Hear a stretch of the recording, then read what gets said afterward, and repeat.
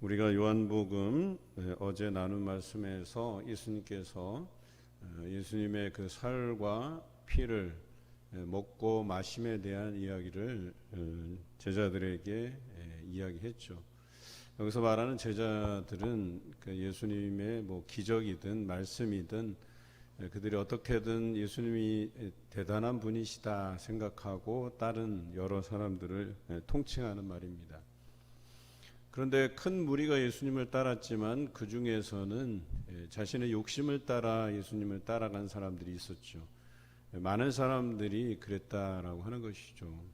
그러니까 이 사람들은 자신의 그 필요가 이렇게 충족되지 않으면 언제라도 예수님을 떠날 사람들이었다라고 하는 겁니다. 아니면 자신의 필요가 다 충족이 되면 그것으로 이제 자기는 예수님을 따른 목적이 다 완료되었기 때문에 완성이 되었기 때문에 자기는 이제 언제라도 예수님 곁을 떠날 수 있었던 사람들이었다라고 하는 거죠. 그런데 오늘 말씀에서도 지난 말씀 중에 그 이해되지 않는 말씀, 특히 유대인들에게는 그 피에 대한 부분이 굉장히 이렇게 부정적으로 와 닿은 거죠. 자신들은 지금까지 그 짐승들을 잡아 먹을 때도 그것을 피채 먹지 말라고 하는 그 피에 생명이 있다라고 하는 이 말씀에 대해서 자신들은 배우고 자라왔는데 예수님의 살과 피를 먹는다? 이것을 영적으로 이해하지 못하기 때문에 그들은 거부감을 가졌다라고 하는 것이죠. 그래서 거기에 모인 여러 제자 중에서 예수님의 그 말씀이 어렵다고 생각한 것입니다. 그래서 60절에 보면 이 말씀은 어렵도다. 누가 들을 수 있느냐. 이것을 깨닫지 못하기 때문에 그들이 모여서 한 것이라고는 수군거리는 것뿐이었다. 61절. 지난번 제가 말씀을 드렸죠. 믿음이 없으면 어때요? 수군거리게 되는 거예요. 확신이 없으면 수군거리게 되는 겁니다. 하나님께서 인도해 주심을 믿지 아니하고 불신하는 자들이 행할 수 있는 건 그냥 뒤에서 수군거리는 거예요. 결과적으로 그 수군거림 모습을 보시고 예수님께서 뭐라고 말씀하시죠? 너희에게 그것이 걸림이 되느냐 이렇게 물었어요. 굉장히 중요한 질문이에요. 그것이 걸림이 되느냐. 그러면 너희가 인자가 이전에 있던 곳으로 올라가는 것을 본다면 어떻게 하겠느냐. 이제 예수님께서 승천하실 것을 미리 나타내 보이신 거예요. 암시적으로 표현한 것입니다. 살리는 것은 영이니 육은 무익하니라. 내가 너희에게 이른 말은 영이요 생명이라. 이 영적인 해석들을 가지고 받아들여야 될 텐데 그것을 믿음으로 받아내지 못하는 것이죠. 또 그것이 영이요 생명이라고 한 이 말씀은 앞서서 사마리아 수가성에서 한 여인이 예수님의 그 영적인 표현들을 듣고 그 영적인 대화 안에서 믿고 확신하는 이 여인과는 판이하게 다른 모습이라고 이야기하는 거죠. 뿐만 아니라 그 사마리아 성의 한 여인 이야기뿐만 아니라 왕의 신하의 이야기도 우리에게 시사하는 바가 있어요. 예수님께서 말씀하셨을 때 그것이 그렇게 된 줄로 믿고 그가 행동으로 옮겼을 때 그 아들이 고침을 받았고 그리고 그 시점이 바로 예수님께서 말씀하신 그때임을 그가 맞추어 보고 이 사람은 굉장히 합리적인 사람이고 이성적인 사람이지만 또 그 합리적이고 이성적인 토대 안에서 예수 그리스도를 메시아로 고백할 수 있는 그의 모습에서도 우리는 이 두 가지 양면을 다 보게 되는 거예요. 여러분 이성적이고 합리적인 건 나쁜 게 아니에요. 지성적으로 예수님을 알아가는 건 나쁘지 않아요. 그렇게라도 내가 이해되고 믿게 되는 그런 사례가 분명히 있기 때문에 그렇습니다. 그렇지 않고서도 사마리아 여인처럼 그저 이성적으로 판단하지 않고서도 영적인 대화를 통해서 그에게 그 영의 교류를 통해서 영이 믿어지는 경우가 있거든요. 그런데 여기 있는 사람들은 영이 믿어지지도 않고 합리적인 생각으로도 믿어지지 않고 그저 그 안에 불신, 의심 그리고 이것에 가득 찬 거예요. 그러다 보니까 이 사람들은 그것이 걸림돌이 되고 결과적으로 받아들이지 못해서 수군거리는 것이 되었다라고 하는 것입니다. 결과적으로 예수님께서 인자가 하늘로 올라가는 것을 너희가 본다면 너희가 어떻게 하겠느냐라고까지 얘기했지만 이 사람들은 그것을 믿지 않았다는 거예요. 그래서 예수님을 따르던 수많은 사람들 중에 그 가르침을 받았던 도중에 이해되지 않고 또 이것이 예수님의 그 십자가의 고난을 이야기하고 인자가 죽고 3일 만에 살아나야 될 것이며 또 승천했다가 재림하실 것에 대해서 이야기하면 도통 무슨 말인지도 모르겠고 자신들이 원하는 방향도 아니고 그저 자신들이 원하는 것은 예수님께서 이스라엘 왕으로 등극해서 로마로부터 독립하기를 원하는 어떤 자신들이 바라보는 방향성, 그것과 맞지 않는다고 해서 예수님을 많이 떠나갔다라고 하는 것입니다.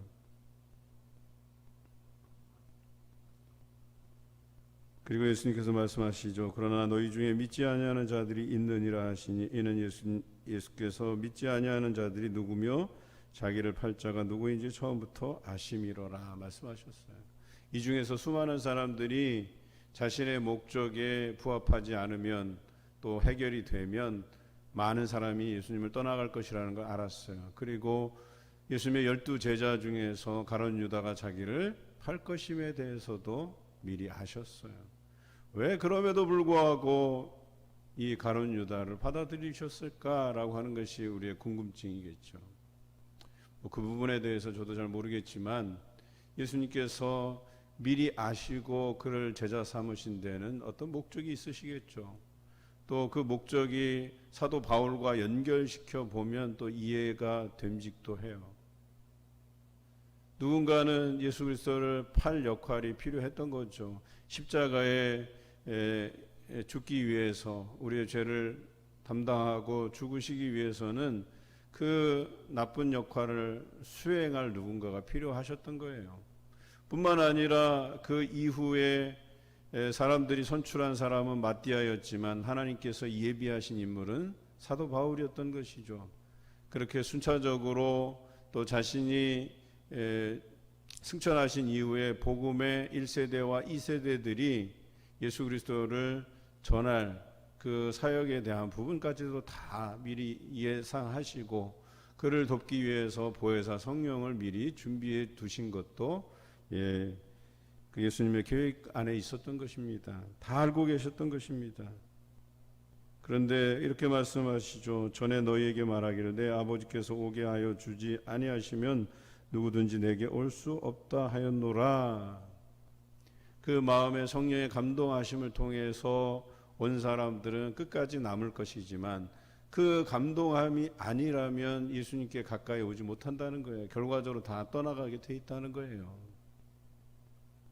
오늘 우리의 마음은 그 성령의 감동하심 아래 있는가라고 하는 부분부터 한번 생각해 보시자는 거예요. 그리고 예수님께서 남아있는 12 제자들에게 말씀하시죠.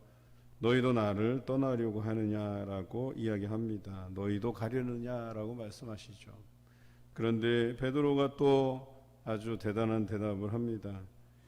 주여 영생의 말씀이 주께 있사오니 우리가 누구에게로 가오리이까 라고 하는 굉장히 정답맨이에요. 오늘 우리 성경에서 자주 등장하지만 베드로가 참 예수님께서 물으시는 질문에 대해서 정답 같은 이야기를 척척 해내요.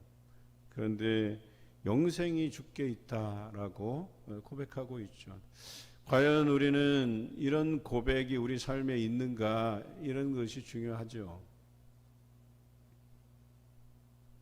우리 충건이가 그 청주에서 코로나 확진이 되고 지금 이제 다시 격리돼서 생활하고 있는데 이제 가끔씩 안부를 묻죠. 제가 괜찮냐 그러면 아빠 그냥 휴가 나온 느낌이에요. 이런 느낌으로 얘기해요. 자기는 이제 여러 가지 바쁜 일상에서 지내오다가 지금은 아주 건강하고 그래서 본인이 자기에게 주어진 그 쉼의 시간들을 충분히 누리고 있는데요. 이 아이를 키워가면서 제게 한 가지 그런 철학이면 철학이죠. 그 삶의 철학이 하나 있는데요. 이 아이에게 가장 가치 있는 그 가치의 순서였었어요. 그게 제일 먼저 신앙. 신앙이 아니고서 하나님께 대한 그 어떤 신앙, 예수 그리스도를 믿음, 또 성령의 충만한 삶, 이것이 아니면 너의 인생에서 유의미한 게 있겠느냐라고 하는 것에 대해서 고민했던 거예요. 그래서 이 아이가 태어나기 전부터 계속해서 말씀을 읽고 그렇게 태교를 한 거거든요. 태어나고 뭐든지 신앙이 우선이에요. 학교가 우선이 아니고 학교 뭘 하든 간에 교회가 우선이에요. 그래서 교회 것들부터 챙기고 하나님에 대한 그 신앙, 예수님에 대한 믿음, 성령의 충만한 삶, 이것이 아니고서는 모든 생활이 무의미한 거예요. 그렇게 아이가 자라나게 했어요. 대학에 가서도 자신의 그 본분을 잊지 않도록 했어요. 너가 이토록 하나님께서 그 앞길을 열어주시는 데 대해서는 네가 그동안 하나님 앞에 보여왔던 그 신앙, 그 믿음 앞으로도 학교 생활하면서 잊지 않았으면 좋겠다. 그런 열정들을 잊지 않았으면 좋겠다. 또 주일마다 또 와서 본인이 맡은 역할들을 감당하고 수행하고 또 그런 것들을 기쁨으로 감당했으면 좋겠다 하는 그런 바람이 늘 있었어요. 뭐 둘째도 마찬가지예요. 가장 중요한 게 뭐냐라고 하는 것이죠. 그런데 우리 삶에서 저는 그렇게 자라지 못한 것에 대한 아픔이 있어요. 저희 아버님은요, 미안한 얘기지만 믿음이 밥 먹여주냐 장로가 했던 말이에요. 제가 고3이 되면서 이제 고1 때는 성적이 매우 좋았어요. 고2 때 제가 회장직을 맡으면서 성적이 뭐 바닥을 쳤죠. 왜냐하면 고2 때부터 이제 성적이 떨어지기 시작하니까 아버님이 계속 푸시를 하는 거예요. 한 1년, 2년만 꼭 참고 학교의 방침에 따르고 공부 열심히 해서 좋은 대학 가야 되지 않겠냐. 이 이야기를 한 거예요. 그런데 이런 이야기가 수많은 부모의 평범한 이야기라는 거예요. 저에게 그 비수같이 꽂혔어요, 그게. 그래서 교과서 다 덮고 공부 안 하겠다고 다짐을 했어요. 그래서 성적은 1등급에서 저 7등급까지 미끄러졌어요. 전교생 중에서 몇백 등씩 이렇게 전교 등수가 떨어진 얘가 없었어요. 그래서 참 그때는 우리 돼지띠가 71년 돼지띠가 우리 대한민국 인구 중에 제일 많거든요. 그래갖고 뭐 대학 경쟁률도 평균 한 4.5대 1 뭐 요 정도 됐었어요. 떨어지는 게 이상하지 않을 정도였었어요. 그런데 아버님의 권유에 의해서 제가 원하는 신학대학을 가려면 문과로 가야 되는데 아버지가 원하는 이과로 또 가야 됐고, 아버지는 한의학과, 지금도 생각하면 그게 뭐 좋아갖고 거기를 자꾸 보내려고 했는지, 억지로 가서 교과서 다 덮고 공부 안 하고 성적 팍팍 떨어지고, 또 그 학교는 이상하게 고3들은 또 주일날도 학교 나와서 공부하게 만들었어요. 얼마나 피곤한 학교인지 몰라요. 또 그 교장이라는 사람이 시험 앞두고 장도식이라 그래갖고 돼지머리 갖다 놓고 하는 그 원불교 단체 지역 회장이고, 또 하필이면 제 친구인 학생 회장도 그 원불교 단체 또 학생 전체 회장이었단 말이에요. 그런데 참 우리 하나님께서 저를 기쁘게 보셨는지 그 안에서 원불교 단체인 학교 안에서 기독교 모임을 만들게 하시고 기독 합창단을 만들게 해서 몰래 그 학교 합창단이긴 한데 몰래 그 찬양으로 섬기게 하시고 여러 교회 또 다니면서 공연도 하게 하시고 그랬던 기억이 나요. 저는 그게 원망스러운 거예요. 왜 믿는 집안의 자녀를 갖다가 그렇게 1년, 2년 그냥 눈 감고 그런 세상에 순종하게 만들고, 그래서 나의 믿음을 그렇게 흔들어 놓았을까 하는 그런 원망이 있었던 거예요. 그런데도요, 우리 하나님께서는 저를 놓지 않으셨어요. 저를 끝까지 믿음 가운데 붙들어 주셨고, 결과적으로 재수하고 다시 신학대학에 가게 만드셨어요. 저는 그런 아픔이 있었기 때문에 우리 자녀만큼은 믿음 안에서 자라게. 그래서 믿음이 우선이고 그 신앙이 우선이고 그거 외에는 너무나도 무가치한 것들에 대해서 힘쓰지 않았으면 좋겠다는 그런 마음가짐을 가지고 자녀를 양육했었어요. 그런데 한번 보세요. 이 제자들에게는 생업이 있었던 사람이에요. 그럼에도 불구하고 예수 그리스도를 따르는 그 가치가 더 그에게는 가치 있는 것이라고 생각했기 때문에 자기 생업을 버리고 예수 그리스도를 따랐고, 이들은 네로의 그 핍박 안에서도 목숨을 다해서 복음을 전하는데 자신의 인생을 바친 사람들이었습니다. 베드로는 어떤 사람이에요? 자신이 십자가에 그저 달리는 것도 예수님에게 민폐가 될까 해서 자기를 십자가에 거꾸로 매달아 달라고 요청을 하고 십자가에 거꾸로 매달려 죽은 사람이에요.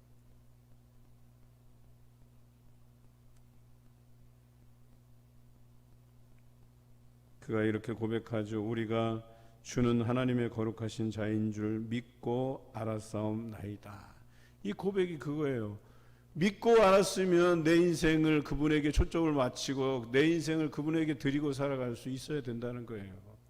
여러분, 이러한 모험이 없이 우리는 그저 우리의 일상에서의 실속은 다 차리고 나서 그 남은 유효한 그 어떤 것으로 신앙생활을 한다고 한다면, 여러분, 우리는 다시 한번 생각해 볼 필요가 있어요. 우리의 우선 가치가 뭐냐라고 하는 것에 대해서 다시 한번 고민할 필요가 있다는 얘기예요.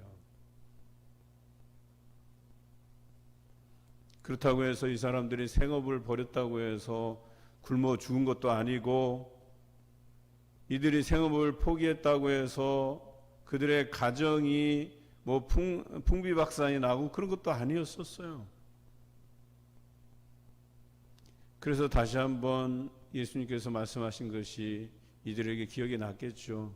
너희는 먼저 그의 나라와 그의 의를 구하라 라고 하는 그 표현, 그리고 그것을 철석같이 믿었더니 그 외의 모든 것을 너에게 더하여 주신다 하신, 그들의 생업으로 인해서 이끌어가던 그 가정 경제에 대한 부분들, 또 가족에 대한 관심과 사랑에 대한 부분들, 우리가 육적으로 고민할 만한 모든 것들을 하나님께서 더하여 주시는 바람에 그것이 자연스럽게 해결되고 이들은 끝까지 복음을 위해서 자신의 생명을 드리기까지 할 수 있었던 것이죠.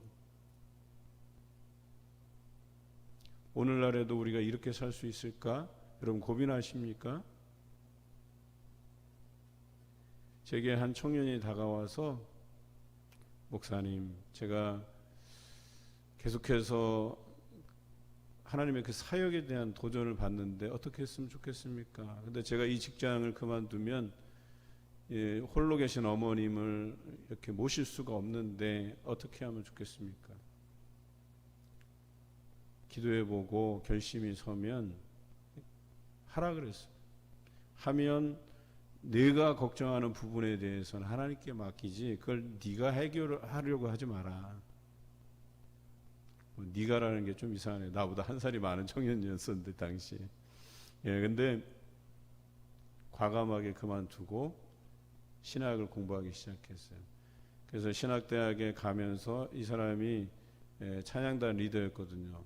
그래서 교회에서 이력서를 제출하게 해서 찬양단을 섬기고 또 부서를 하나 맡겨서 이제 전도사님으로 사역하게 하고, 전도사로 사역하면서 이렇게 벌이가 좀 생기고, 그리고 또 교회에서 장학금 일부를 대주고, 또 학교에서 공부하다가 또 학교에서 주는 장학금도 받고, 그래서 생활도 해결되고 학비도 해결되고, 하나님께서 이 사람을 들어 쓰시고자 하는데 그런 것마저도 해결하시지 않고서 그 사람을 부를 수 있겠느냐라고 하는 거예요. 여러분, 이 이야기는 그냥 단순한 극소수의 한두 명의 이야기가 아닙니다. 또한 청년은 그래요. 목사님, 참 제가 나이도 들어가고 결혼을 해야 되는데 결혼 문제가 걸리고, 또 하나는 직장에 나가기는 하는데 2주에 한 번씩 주일을 어쩔 수 없이 빠지게 되는 직장이에요. 당직 때문에. 그래서 고민스럽게 온 거예요. 기도하자. 그래서 저는 기도해 보고 뭔가를 이렇게 결정을 하도록 도와주려고 했는데 기도해 보자 했더니 그 주에 그냥 사표를 내버렸어요, 이 친구가. 자기는 그렇대요. 목사님이 기도해 주시는데 되겠지 하고 그냥 막연하게 그냥 사표를 내버린 거예요. 아이고야, 참 성미도 급하지. 그래도 제 안에 마음에 평안이 있었어요. 하나님께서 뭔가 그 길을 지도하시겠구나라고 하는 확신이 들었어요. 그런데 다 해결했어요. 동시에 다 해결이 됐어요. 그래서 아는 분의 이렇게 이제 친척분, 먼 친척분의 그 주유소를 인수해서 자기가 이제 주유소를 운영하게 되고, 또 주유소가 또 이렇게 좋은 자리에 있어서 그런지 또 잘 운영이 되고, 뿐만 아니라 또 이렇게 저렇게 소개받아서 결혼도 해결이 돼서, 또 그때 제가 봉사하던 교회는 아니지만 그 여자분이 있는 그 규모가 그렇게 크지 않은 교회에서 있다가 뭐 2년 만인가요? 안수집사에 덜컥 이제 안수집사에 덜컥 되고, 여러 가지 이렇게 보면서 하나님의 인도하심이 있구나. 또 그 교회의 어려운 형편을 따라서 또 이 친구를 귀한 일꾼으로 삼으시기 위해서 그렇게 보내시고 좋은 처자를 만나게 하고 직장도 주시고, 그런 인도하심을 늘 보는 거예요. 두 개만 얘기하면 또 안 믿으실까봐. 제가 이제 중매했던 여자 청년이 있어요. 이 청년의 집안이 얼마나 힘든지 몰라요. 아버지가 알코올 중독자예요. 심지어는 결혼식장에 맨정신으로 딸을 이렇게 손잡고 들여보내 주실 수 있을까라고 하는 그런 걱정이 드는 가정이에요. 동생도 정신과 치료를 받고 있는 그런 상황이 있고, 이 친구가 그 가정을 위해서 얼마나 눈물로 기도했는지 몰라요. 그러면서도 자신이 직장에서 직장 선교회에서 몸담고 홍보하고, 또 우리 외국인들이 그때 있었으니까 외국인들 성경 그룹에 참여해서 또 모이고, 외국인들의 셀장으로서 역할도 해주고, 영어를 그렇다고 뭐 굉장히 막 잘하는 친구도 아니었지만 그래도 최선을 다해서 그 외국인 셀을 잘 섬겨주고, 뭐 하나 뭐 청년 임원이면 임원, 뭐 맡겨진 일들에 대해서 얼마나 충성을 다하는지 몰라요. 그 자기 여동생을 위해서도 기도하면서 전도하고. 그런데 어느 날 뭐 형편이 좋지도 않은데 1,000만 원 헌금을 내면서, 목사님 이거 교회를 위해서 좋은데 유익한데 사용했으면 좋겠습니다 하고 내놓은 거예요. 그런데 마침 필리핀에 있는 최영민 선교사님 학교 3동을 짓는데 그 한 동당 1,000만 원이 소요가 된대. 그 2동은 짓고 마지막 한 동을 그걸 누가 좀 이렇게 메워줬으면 좋겠다는 생각을 가지고 계셨는데, 마침 이 청년이 1,000만 원을 가져와서 그것을 위해서 쓴 거예요. 그러면서 이 청년의 믿음을 보면서 제 안에 간절함이 있었어요. 이 청년이 잘 돼야 되는데, 정말 좋은 가정을 이루어야 되고, 이 자기 가정의 구원을 위해서 그렇게 기도해야 되는데. 그리고 제가 그 전에 사역했던 일산의 모 교회에 그 중에 가장 모범적인 그 권사님의 아들이 있었는데, 이 친구가 너무 모범적이에요. 그 방송실에서 사역하는데, 방송실에서 사역하는 게 너무나도 힘들거든요. 그 목사님이 아주 까다로워서 하여튼간 잘해도 본전이에요, 방송실이. 근데 1년에 한 번씩 방송실 요원들이 막 교체가 되는데, 이 친구를 몇 년째 계속 있는 거예요. 그런 어려움 속에서도 봉사 열심히 하고, 또 직장도 컴퓨터학과를 졸업해서 은행 IT 계열 그 은행의 그 전문가로 이렇게 취직해서 연봉도 괜찮고 믿음도 좋고, 그래서 소개를 해줬어요. 그런데 그 원사님이 그래요. 목사님, 이 가정의 여러 가지 상황으로 볼 때는 제가 만족하지 못하지만 목사님이 소개해 주신 만큼 믿고 우리 결혼시키겠습니다. 그러니까 목사님이 끝까지 기도해 달라고. 지금도 기도하고 있어요. 좋은 일들만 생기도록. 그런데 그 아버지가 결혼식장에 딸의 손을 붙잡고 들어갈 수 있게 해달라고 너무 간절히 기도했어요. 그리고 상황이 호전돼서 그렇게 그 병원에서 이제 나오시게 돼서 그 딸 결혼식장에도 무사히 그렇게 손잡고 등장할 수 있었고요. 여러분, 이게 뭐냐면 자기 삶에 대해서 필요한 것들이 있는데 또 가치 있는 것들이 있는데 그것을 위해서는 얼마든지 자신을 희생할 수, 내려놓을 수 있다는 거예요. 그리고 하나님께서 충분히 좋은 길로 인도해 가시리라는 그 믿음이 있으면 그 모든 것들을 하나님께서 채워주시는 거예요. 그런데 베드로와 이 제자들이 그런 고백을 하는 거예요. 그런 예수님을 따르겠다고 고백하는 거예요. 하지만 가룟 유다는 여전히 그 속에서 속내를 드러내지 않고 언젠가 자기 유익을 위해서 예수님을 팔겠다고 하는 사람이 분명히 있었어요. 그것을 아심에도 불구하고 그대로 두신 것이죠. 여러분, 우리의 속마음을 우리 하나님께서 잘 아세요. 예수 그리스도께서 잘 아세요. 우리 성령께서 우리를 잘 아세요. 폐부까지 머리카락 한 톨이라도 우리를 감찰하시는 분이세요. 오늘 우리의 열정, 열심, 믿음, 같이 이것을 하나님 앞에 드려가시는 여러분 되시길 주님의 이름으로 기원합니다.